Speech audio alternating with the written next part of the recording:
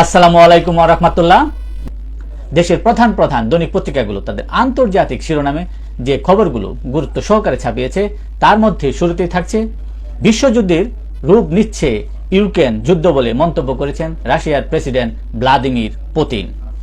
উত্তর কোরিয়ার নেতা কিম জং উন এর পারমাণবিক যুদ্ধের হুমকি। তিনি বলেছেন, কোরীয় দ্বীপপুঞ্জে যুদ্ধরত পক্ষগুলো কখনো এতটা তীব্র ও বিপজ্জনক সংঘাতের মুখোমুখি হয়নি, যা ধ্বংসাত্মক থার্মোনিউক্লিয়ার যুদ্ধে রূপ নিতে পারে।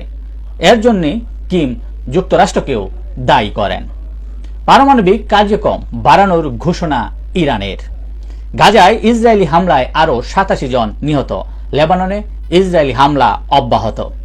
নেতানিয়াহুকে গ্রেপ্তারে রাজি ইটালি সহ 4 পশ্চিমা দেশ। আইসিসির গ্রেফতার পরোয়ানা।